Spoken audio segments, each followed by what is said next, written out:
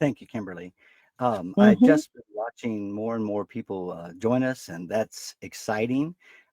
We want to invite all of you to just join in this conversation, and it will be a conversation. This is not foreign to Kimberly or me. We have had these conversations for years, usually just by phone, and we talk about Shirley English. A lot. And of course, we're both working for Shirley, but the thing is, we both have a background with Shirley English. And as I'm hoping some of you do, I don't know how many of you are actual Shirley teachers at this point. We affectionately refer to you as Shirley teachers because if you are, then you know what we know. And it's kind of exciting because it's more than just a curriculum. And I have been teaching for, oh, gee whiz, long time, over 30 years now. And one of the I guess I'll just say that as my career was developing, when I began teaching, and let's see, it would have been 1987. I don't know how your experience has been as a teacher, but I thought I was prepared, and I felt very strongly about that until I actually got in front of live kids. And then I realized I don't know what I'm doing, and I really needed help. And it took me, oh golly, about 4 or 5 good years of just having some experience, learning the ins and outs of who I was as an instructor and all the kids and all of their unique situations. And that was one of the first things that I think impressed me about being an educator is that I was learning to be an expert at reading kids and learning how they needed me to teach them. The problem was I didn't always have all the tools. I didn't have all the right curriculum, and I certainly didn't have the experience and background knowledge that I have now. But when I was about my sixth, maybe my seventh year of teaching, and I had switched to different schools, and one of the things that just kind of happened by accident is I was working during summer, and I had the chance to do summer school, and I was supposed to be teaching well, basically art.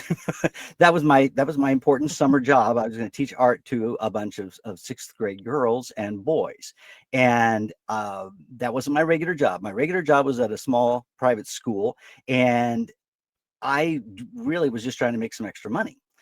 But there was a day, and I'll never forget it because it literally changed everything in my career and the way I thought about teaching. What was happening is I was teaching them origami, or let's just say I was trying to get them to understand how to fold some paper. And the girls that weren't listening, they were in the back of the classroom and they were singing these little jingles about the parts of speech. And I was irritated at first because they weren't folding paper. But what they were doing, I just thought, hold the phone, what is going on? And after we dismissed class, I asked the girls to come talk to me. They thought they were in trouble. And I just said, I need to know what were you singing? And they were singing Shirley English jingles. And it's incredible to me because they knew these jingles by heart. And so I said, well, who taught you this? When did you learn it? And they said, oh, well, we learned it in third grade. And I thought, okay, if you are in sixth grade and you learned this in third grade and you still remember it, I got to get my hands on those jingles. And they said, no problem, because the teacher who taught them was still at that school. And I very quickly found out from her that that was the magic behind what they were doing. And it's nothing magical. But if you're a Shirley English teacher, you understand the jingles. They're something. They really are amazing. And I Mhm. understood that only because of my experience when I was little, listening to commercial jingles and radio ads. And I'm sure all of you feel the same way. One of the things that we're going to get into our conversation about today, before I let Kimberly talk about her background with Shirley, is that this is a brain friendly, brain compatible kind of program. And I knew it was going to be because whenever you start to tap into the brain's neural networks, its ability to memorize information, and also you add auditory and you take in visual information and you put it all together, it becomes multisensory. And it's going to be very, very important that as we talk about Shirley English, that we recognize this is a multisensory type of program, and it can be a game changer. So that's a little bit of my background, and we'll get more into our conversation about some of the specifics. But before I do, Shirley, why don't you tell us about your experience? Sure thing. Well, my experience, my teaching experience started in Ohio. So I know I was put on this earth to be a teacher, and I ended up in the classroom and out of the classroom, teaching students, teaching athletes, teaching adults, and then teaching students. And so I teach a whole lot of things. I was hired a week before my very first year of teaching school. I was hired a week before school started in a brand new state. I was newly married at the young age of 23. And yeah, I just wanted a job. And so I stepped into a third grade teaching job position in the state of Tennessee. And I'm not Southern. I'm a Yankee. So I was from Ohio. I was a Northerner, and I was handed this book, this green and white covered book, but on the inside it was black and white. And I was like, oh gosh. And they just said, just read it right out of the book. You'll be fine. They didn't give me any training at all. And here I am, brand new, like green. And so I just opened up the book and I started reading where it says teacher instructions.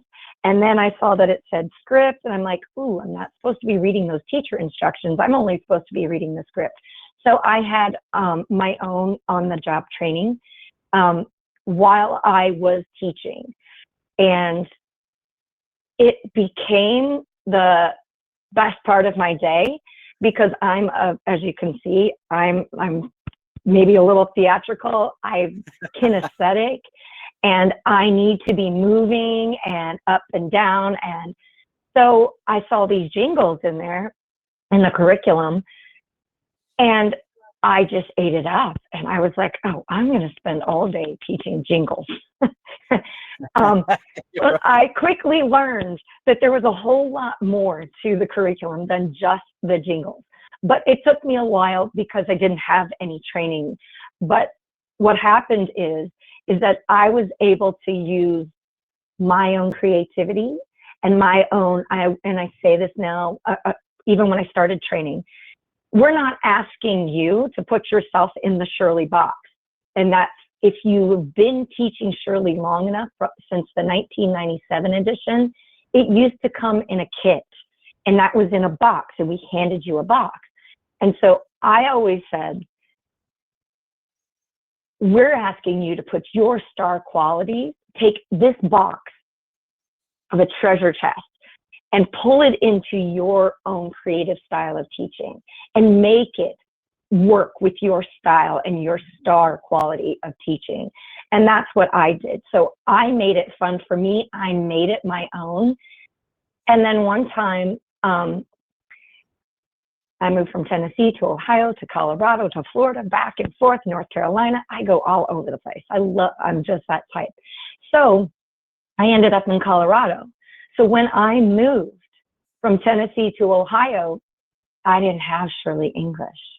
So I kept what I had learned up here in my mental toolbox, exactly what David is saying, this brain-based learning. It stuck with me. So I just taught what I had remembered until I could get the curriculum in a school that, until basically I could sell it as a teacher. And then it ended up, the Colorado representative came into my classroom, and I was like, hey, how'd you get that job? Because I want that job. And so Shurley English has been a part of my life since 1997. And I took it wherever I went, wherever I traveled. There's not a conversation that comes up that I don't talk about Shurley English, and somebody asks what I do. And I've been to Nicaragua, traveling around the world. I'm singing jingles to people who don't speak English. So I can guarantee you, because I know for a fact, Shurley English is in different schools around the world. Yes, yes. And that's an amazing thing. So, and I'm very proud to work for Shurley English and to have taught Shurley English in all different grade levels, kindergarten through 12th grade. Even though we don't go up to 12th grade, you bet as a substitute 12th grade teacher, I came in and I teach a jingle to those 12th graders because I know some of them don't know what an adverb is. And I know if I can make an impact as a substitute and teach them something simple like that, um, I'm going to do that just to help those guys out too. So yeah, that's kind of my backstory. So That's exciting, Kimberly. And of course, I already knew that story, so it's not a surprise to me. yes. But every time you tell it, then you bring in something new, and it Mm-hmm. just reminds me that this is not just it's not just a piece of curriculum. Like I said before, Right. it's a philosophy. It's a philosophy that says we understand that the mother of all learning is memory. It just is. Without memory, short and long-term memories, we cannot retain any kind of information. The way we live in this world and what we recall about this world without memory, we can't do that, obviously. And Mm-hmm. what I thought was so amazing about this program is it was structured in such a way that any child could really start to pick up important academic vocabulary and learn how maybe learn words, of course learn words that they have never heard before. And that's a good segue for me, because when I think about Shirley English, I think of it in terms of pillars of instruction. And I think that it basically has three pillars of instruction. And the first one is jingles. Now, if you're tuning into this because we said grammar and writing connection, because it's a live teacher talk, and of course, yes, we're going to talk about the grammar and writing connection. But I can't have that conversation unless I talk about these three pillars of instruction.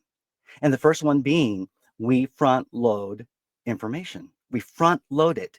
So whenever you can get your students engaged in some type of memory work, verses, poems, it goes on and on, songs, it taps into a part of the way our brains process information. And one of the things I always love telling I've taught little kids for a long time. I've taught all the way up through 8th grade and up through adult basic education. And one of the things that is common to all learners is they need to feel very confident and competent about what they're retaining. And if Mm-hmm. they don't know how to even get the information in, we have a problem before you ever start. And I was just blown away by the first pillar of instruction, that the jingles, they provide the way to front load knowledge.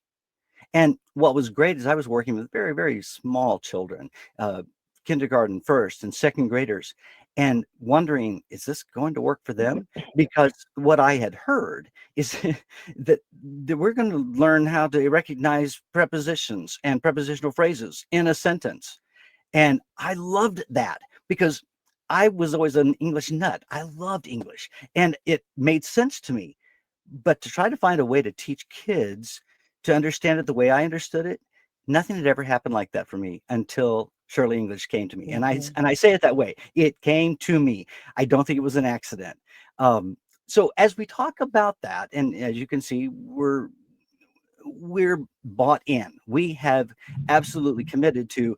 I don't know if Kimberly would ever do this. If I was asked to teach English somewhere, to do something, I would teach it this way. Mm-hmm. And it's not because I work Mm-hmm. for the company. It's because I know what it did. I know what it did for my students. I know what it did to me as a teacher. I was starting to write jingles for everything, science, math, and calendar time, and and spelling. And I discovered what I guess Brenda Shirley's always known. If we can get these kids, get this stuff up and out of the kids where they are reciting this by heart, then I now have a handle. I have something to grip onto in their brains that I can keep building on, and I will fill in that information later. Now, I wanted to go back to something you said earlier, Kimberly. When you were teaching and you were handed the script, I don't know how Mm-hmm. many of you teachers out there have, I guess, maybe faced a battle, either personally or maybe in your district or what have you, because there are a lot of folks, a lot of schools of thought. I'm not saying they're wrong. I'm just saying their opinion is that if you have to teach from a script, that's going to make you look inauthentic. It'll make you look like you don't know what you're doing, or it's going to rob you of your ability to instruct and to be creative. And then you said, no, that's not what happened. Mm-mm. Tell me about that creativity, Kimberly. What do you mean by that? Yeah. Well, if any of you are from Ohio, back in the day, we were considered a whole language state. So we were given standards. Here are your standards. Now create a wheel, create anything, create your curriculum. And so to have some guidelines, especially we're talking about grammar, skills, and writing here, which as a learner, to me, I loved it, but it was boring. It wasn't, I didn't learn like Shurley English teaches. So that's why I was like, oh, so learning right alongside my students, I was no grammar guru or anything. I felt like actually I was a poor writer because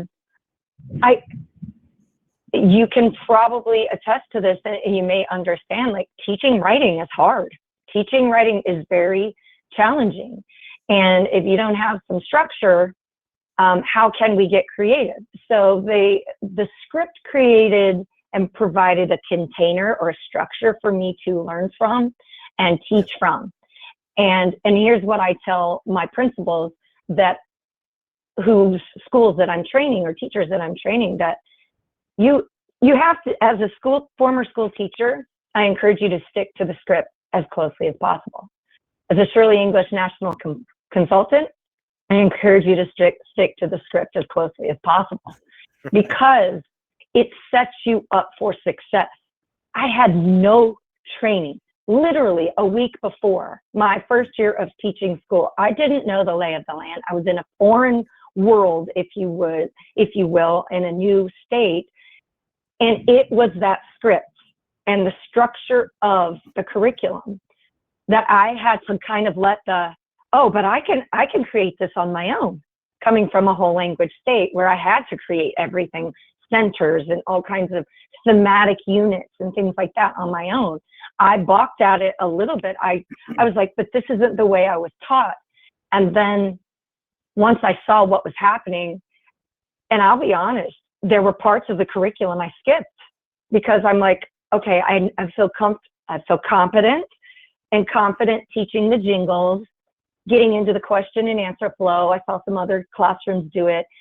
I didn't understand about the practice improved sentences back in the day. Sentence blueprints is what they're called now. So I skipped that. And then I got into the writing, but not fully. I didn't dive into the writing. The creativity, to answer your question, there's no way I was going to, if you're creative, and you're always going to bring your creativity in, your flair, if you will. So whatever it is you do, we're not asking you to get away from that and just stick to the script. Yes, stick to the script. Excuse me, we have a really bad storm going on. But we're not asking you to put your creativity aside. We're asking you to bring in the shakers, bring in the drums, whatever you need to jazz up your jingles, add some hand motions, make them fun for you. If it's not fun for you, I guarantee you, your students aren't going to have fun with it. It's all in how you present and deliver the information. Absolutely. Whether it's a jingle, whether it's a content like natural and inverted word order that some of us are like, what in the world is that? It's all in how you deliver it. And Shurley English gives you that opportunity to get creative with how you deliver the information. Oh, it's absolutely right. Thank you for showing some of your instruments. Kimberly is one of the most unique and creative people I've known in my life, and she carries that gift into the classroom. And that's one of the things that I also have to echo. For me, I played a guitar, and I've always been very musical. So singing the jingles was second nature to me. I have to explain something, why that matters so much. And then I'm going to be quiet for a little bit because I really would like to open this up for some questions. As you're hearing what we're talking about, as you can see, we're just going to keep this conversational. And so Kimberly and I do this frequently. And one thing leads to another. Sometimes you piggyback off of a comment or an idea that you've heard, and we would like for you to feel free to enter that into the question mode, even while we're talking. That's perfectly fine. But then if you'd like to be able to talk, be sure and let us know that you want to raise your hand. There's a little icon down in the bottom of your screen, Mm-hmm. and you can hit that, and then we'll try to get you audio, and we'll see if we can make that work. Um, One of the things that I said earlier, I don't know if you recall, I was talking about how this is such a brain compatible program.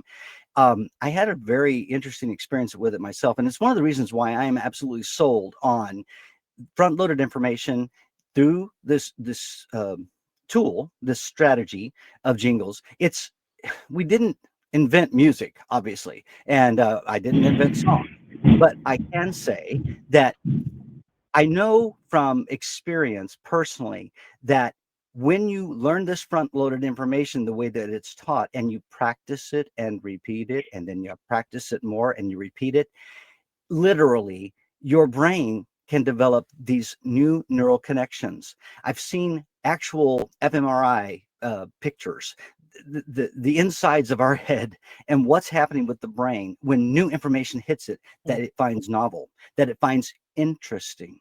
And up to the point in my career where I had been teaching from a traditional English program, or what I'll call a reading program that had a little English subcomponent, there wasn't enough repetition. There was no way I was ever going to get beyond teaching adverbs in any school year. Mm-hmm. And it didn't matter if I was teaching third grade, fourth grade, fifth grade, sixth grade.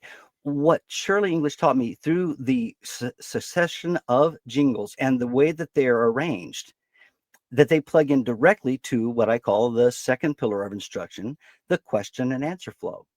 And again, all of that information was scripted. And once I learned it, it was mine.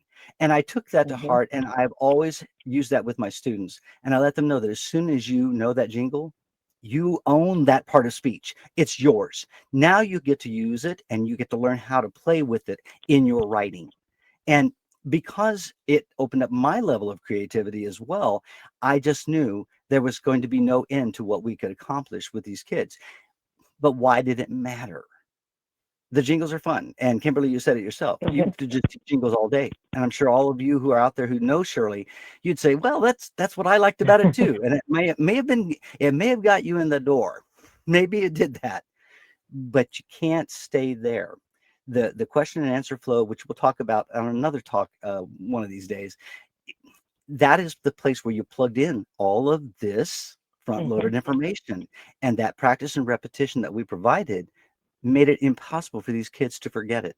And I couldn't believe how well they performed on the kinds of pages that we did. I never really wanted to be a workbook page kind of teacher, and I did have a little bit of trouble, handing these really hefty text heavy pages that they sometimes had to work through. They didn't even break a sweat because they knew what they knew. They felt so confident and so competent about the parts of speech, about sentences and the kinds of sentences we were going to try to write. I loved how that just opened that door up for me to become a better writing teacher. And so I'm hoping that's a similar experience as some of you may have had. Let's go to our question panel. And if you have any Mm-hmm. questions or you'd like to make, again, let us know by raising your hand if you want to say something out loud. If something we have said has struck a nerve, or I can say, obviously, there is no perfect curriculum out there. So if you're having issues with jingles, or if you ever struggled trying to get your kids to participate, or whatever, engagement is absolutely key in any kind of learning endeavor. And we've got to find a way to make sure that our kids are listening. So if you have any thoughts or comments, please let us know. David, I've got a question that Sure. popped up. Okay. What do you do about reluctant students or reluctant teachers for that matter? Well, actually, we have to address that in two different ways. Let's start with the teacher. And I think you hit the nail on the head, Kimberly. If you are not enjoying it, or let's just say that you have a bad experience. Some of us teachers maybe didn't enjoy school that much when we were actually the student and sitting in those chairs and trying to absorb information. And sometimes we do get a little trauma from that. And I think that that can make a big problem for you as an adult. If you're an instructor, sometimes you have to kind of jump over that wall. It's hard, but I can't think of another program out there that would help you do that because it is so simple to Mhm. implement. I think. Would you agree that it's fairly simple to implement? Absolutely, absolutely. Like it just literally follow step by step by step. Yeah. I, Don't overthink it and make it harder than, there's no need to make it hard. Go step by step, page by page. mhm. I say this oftentimes in when I'm working. I was a former fifth grade teacher most of my years in the classroom. And by fifth grade, we want to teach direct objects and indirect objects. But most of Mm, our students weren't ready for that. But we didn't understand why, or I didn't understand why.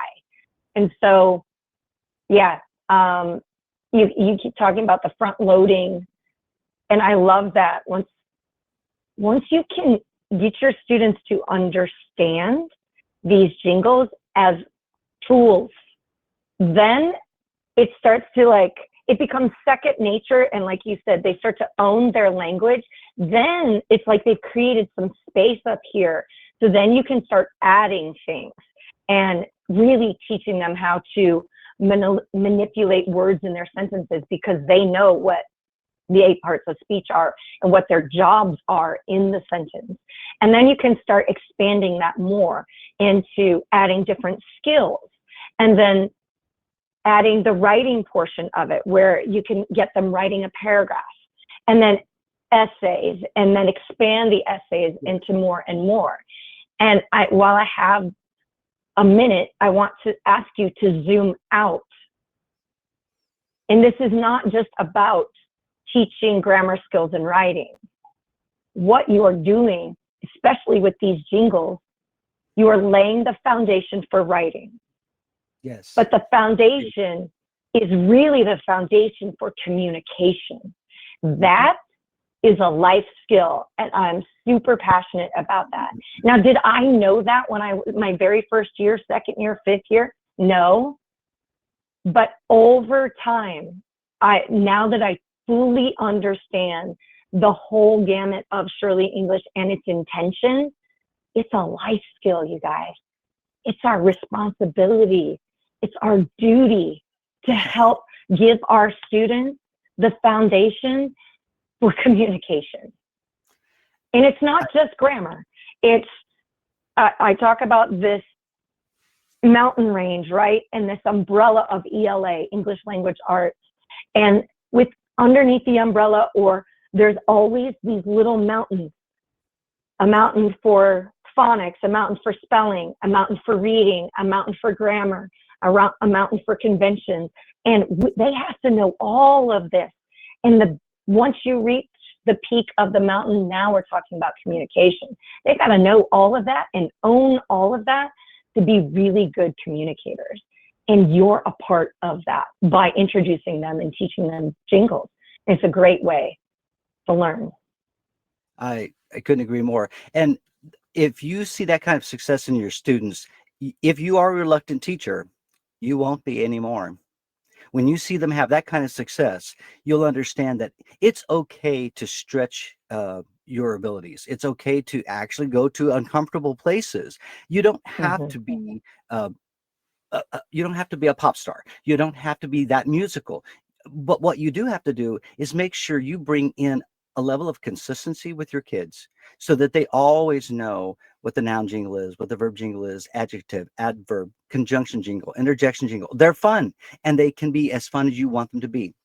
So if that becomes a little bit of a barrier to you, just understand the test is in the result, and you may not always get to see all of those results yet, but over time there is sort of what I call the sedimentary effect of Shirley English, where they literally build expertise over time, just like you will. And so let's talk about reluctant kids.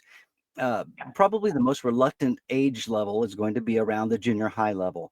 Mm-hmm. Sometimes they get a little embarrassed, and I believe Kimberly, you taught more the upper level student. You could probably speak more about that than what I can. But what I can say is this: because I was having fun, And because I knew they're going to have to learn these definitions of the parts of speech, and they're going to have to understand how these words play in a sentence, or I can't go anywhere with their writing. At some point in time, grammar is going to become a foundation for their writing, and they have to be able to understand what I'm asking them to do, how I'm asking them to delve into their own thinking, their own creativity, and to be able to write dynamic sentences, and then to know for sure that they really are sentences and not just fragments. It's just an incredible way to develop your own ability as a teacher. And as you're doing that, your students, even the reluctant ones, they will find success. And I believe that's really the key. When kids Mhm. are successful doing what it is they've been asked to do, or what they have set as their own personal goals to accomplish, they're going to keep going back for it, and they're going to be doing more. And I want all of our kids to be able to learn how to communicate well. We live in a time where the modes of communication are so varied. Unfortunately, those models are not necessarily correct. And we have a standard English language. And if you were to talk to employers today, and I've done a little talking to employers, and one of the hardest hurdles, one of the tallest, biggest, roughest hurdles to get over is just finding people who are competent and who can communicate well. And Mhm. we're living in a time when everyone who has a kind of a job that's behind a computer, they have to be able to write well and communicate effectively. And sometimes I think we might be missing the boat. And of course, we know we have a national report card that indicates that a lot of kids just aren't, they're not at least demonstrating success on those tests. That may not be the bottom line, but you and I both know this. We have to do the very best job we can, and we need the very best tools to accomplish that. Mhm. Okay, I did have a question, but I need to get some clarification. Kathleen, you had submitted a question, but it didn't come out complete. If I need to open up the audio so you could actually ask that question, I'd be happy to do that. Would you indicate with your hand raised or something? Okay, let's see here. And I think she's going to need us to unmute her. So let me see if I can figure out how to do that now. I asked it. Now I promised something I hope I can do. Let's see. How do we do that? I think. Bear with me for just a moment, please. Uh, Kimberly, I'm I've looking got at it. our.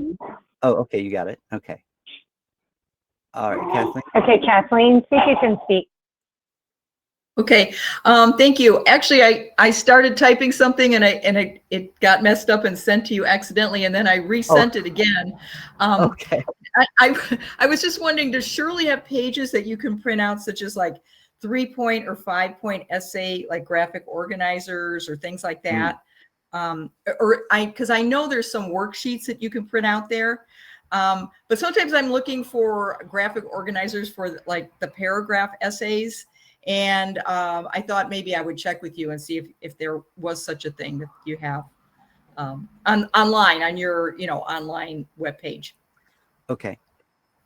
Now, Kimberly, can you address that, or do you want me to try? Mhm. I can. Yes, if you go to our website and you log in, you have to have a login. Then you can scroll down to the very bottom, and you will see a tab that says printables or downloads, and that's where you will find that information that you're looking for. Those the graphic organizers and all things printable, even extra question and answer flow exercises, extra work from different grade levels. That's all there for you. So just go online, www.shurley.com, and make sure you register, and then to get our emails and whatnot, and that's where you should find it. Okay, thank you. Thank you for your question. That's really important too. I believe we call those sentence outlines as well, and that's something that I cherished. When I first started teaching, I didn't feel as confident as a writing teacher as I kind of thought I was going to be. I thought I was going to be great, and because I was a good writer, at least I thought I was. And boy, my ego took a hit on that. And what I came to know in Shurley English is that I needed to start much earlier. For me to have been the best writing teacher I could have been, had I had the sentence outlines that we use, once the kids have learned how to write really great sentences, and we worked a lot on that. We really, really pounded the idea that every word is a thought, and every word in itself can become the topic of a sentence. And we learned how to build sentences. And when we get to our third pillar of instruction, that's going to do, it'll deal with the sentence blueprints. And I want you to come to that, because it's very important to talk about how interactive and creative that was. But once the kids learned how to write a great sentence, that didn't necessarily lock it down. We had to have a particular, get ready, curl your toes up. We had to have some kind of structure. We had to have a structure, because we needed the kids to at least understand what a paragraph looks like. Now, does it stay like that always, forever and always? No, no, no. But you have to start someplace, and it needs to be a concrete place, firm foundation, so that they know how sentences fit together, how you segue ideas. We have a jingle, and it's for the transition words jingle. And it's one of the coolest ones, because it builds in vocabulary for the kids to recognize, the teacher says I need to transition better into that next sentence. When they know it really well and they've practiced it a lot, they can actually do it.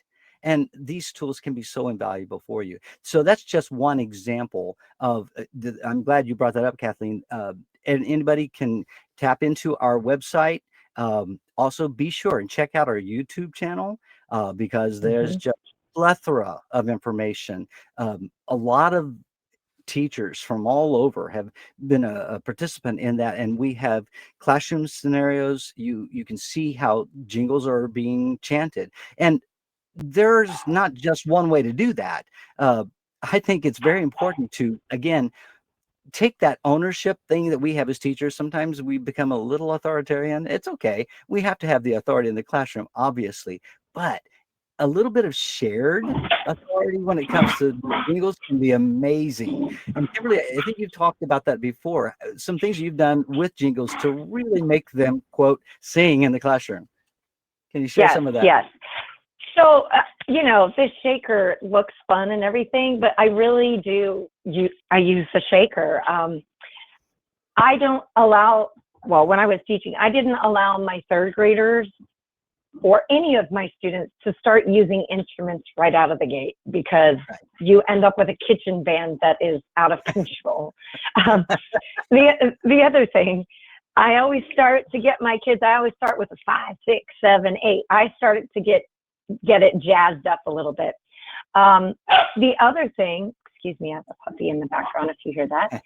I bring in the music teacher, because while I like to sing, I'm a sing in the shower type of girl. I'm not, and yes, I was in choir, but I'm not an opera singer.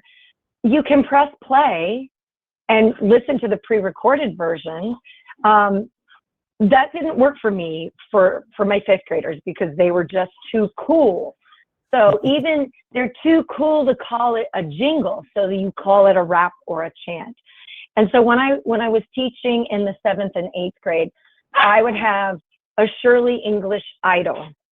And so if they didn't like the rhythm, change any of the rhythms. It doesn't matter. Just don't change the verbiage of the jingle, right?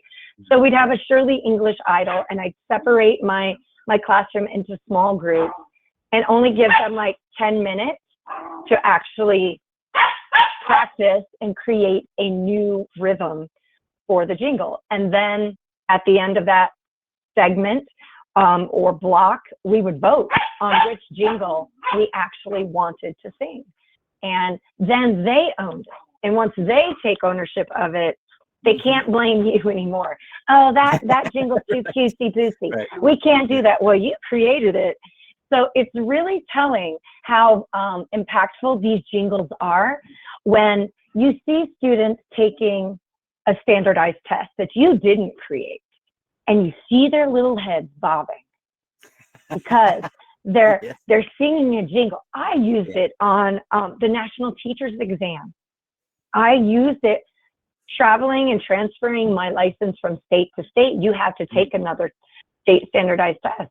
I used There are 7 subject pronouns that are easy as can be, and my head was bobbing.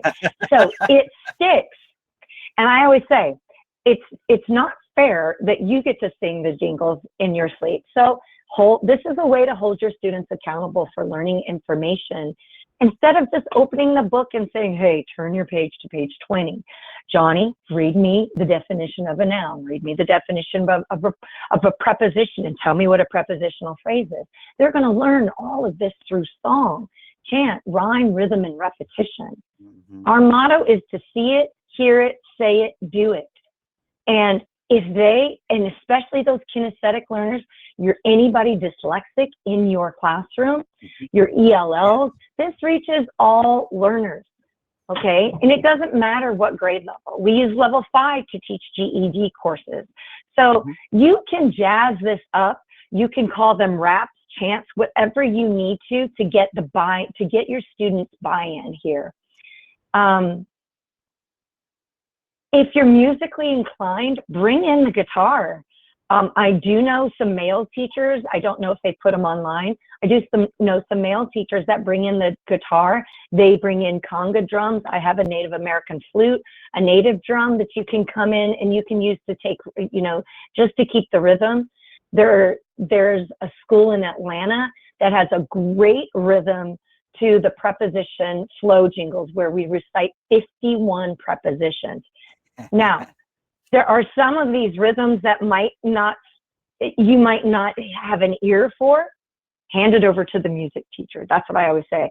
And I love to have my music teachers in the trainings because they understand how important adding just a little bit of rhythm and rhyme and add that repetition, how it really sinks in. It really makes a difference to a child's learning.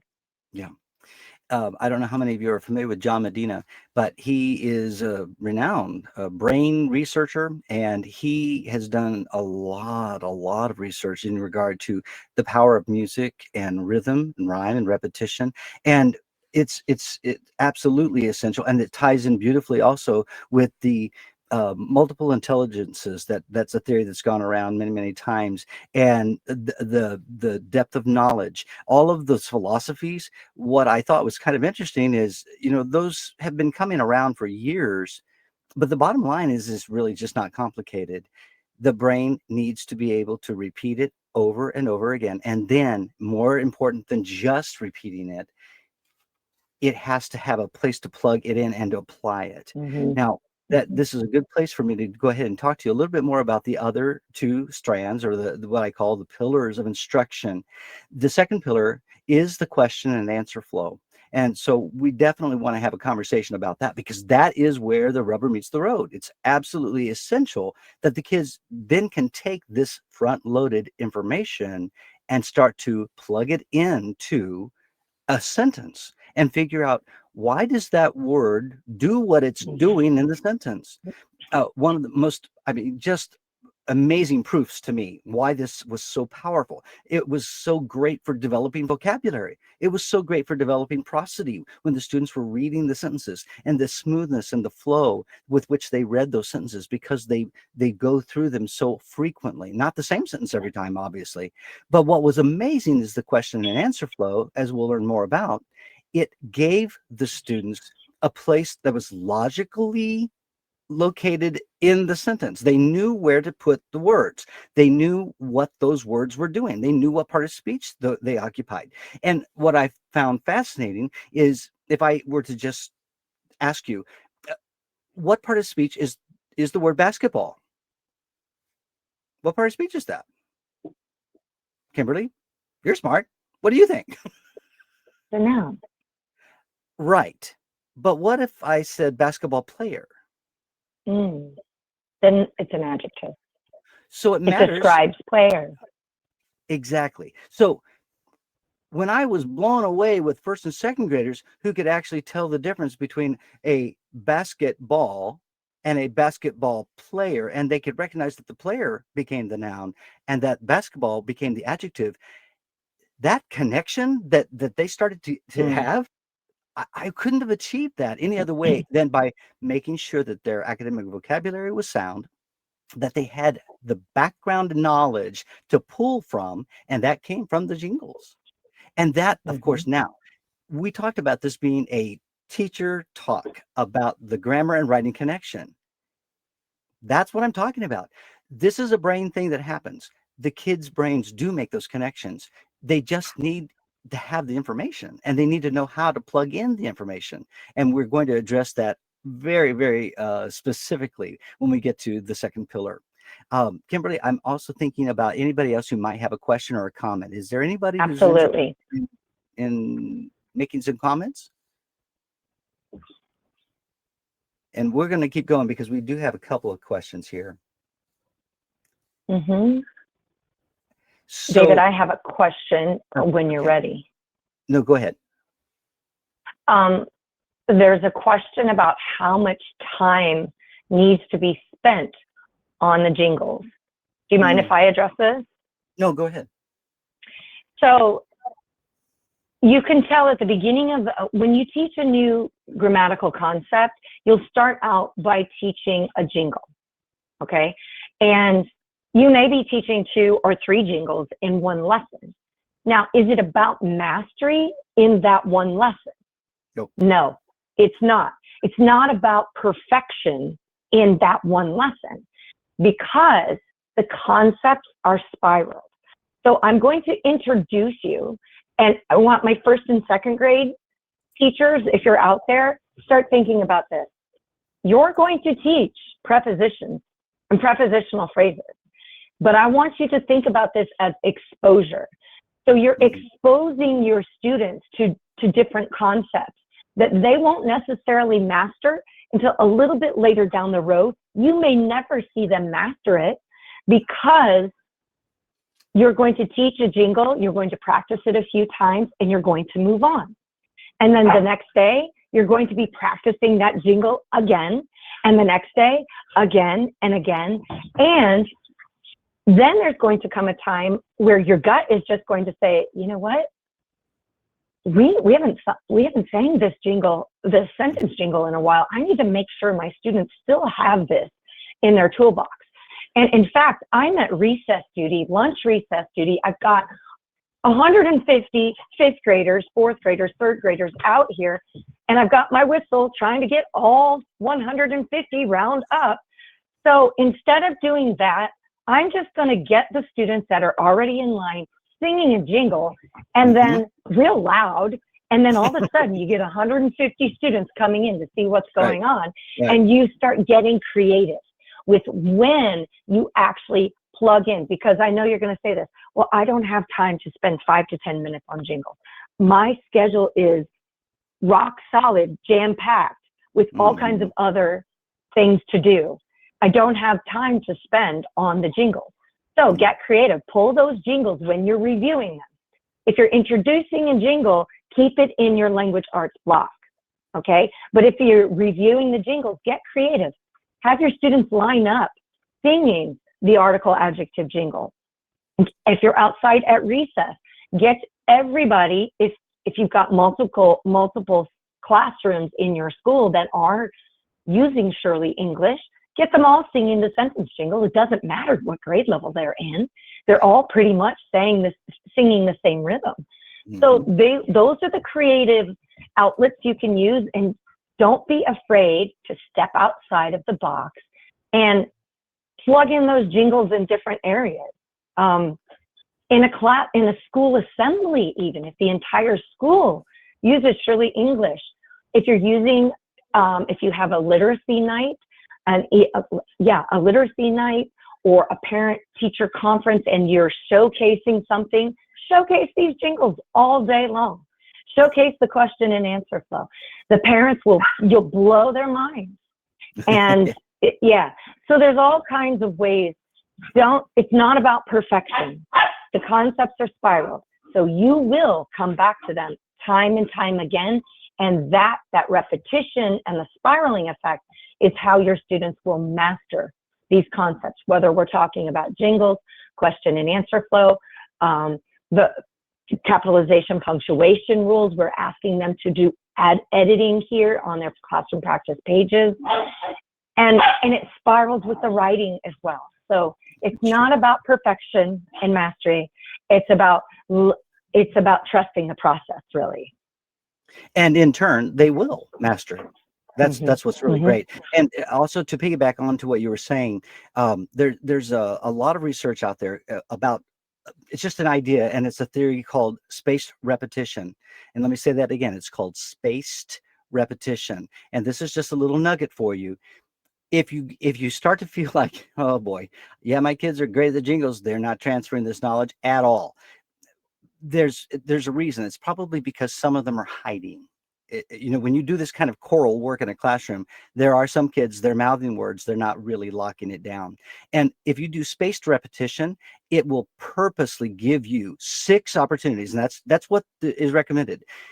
6 rehearsals somewhere throughout the day. In fact, I strongly encourage you, don't do them all at one time. Don't.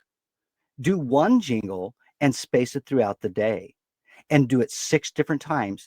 And it's because of the amount of time, the latency, that's the term.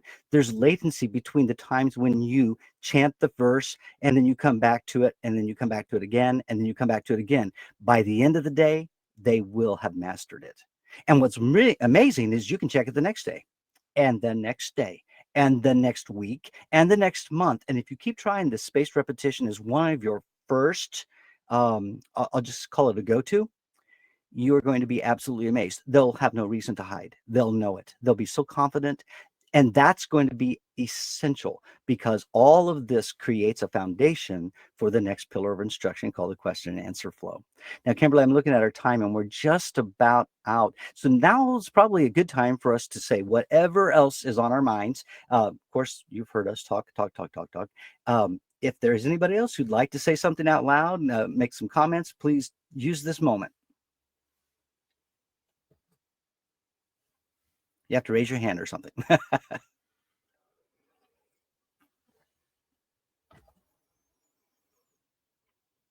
And I'm not seeing anybody responding right now, and that's okay, because you don't need to feel on the spot. But one of the things that Kimberly and I both want you to know is thank you for attending. First of all, you have precious time, and to take some time out to listen into this conversation. I know that that's a little bit of a sacrifice for you, and sometimes it's a lot of sacrifice. So thank you for doing that. The other thing that I want you to know is we want to be available to you. And if you have other questions that do pop into your mind later after this broadcast, make sure that you go ahead. We'll just keep this open for just a few minutes following the closing of it. And then if you want to send us your email address and address your question to us in the question box, that way we can get back to you, and we'll do that on our own time. So I don't know, Kimberly, do you have anything else you would like to say? No, I just wish you guys the best of luck. Keep an eye out, be on the lookout for more of these live Shurley English Teacher Talks. I look forward to talking about the question and answer flow with David next time. And we hope that you join us again. And, this is a part, we're starting a community here, and we love to have you be a part of it.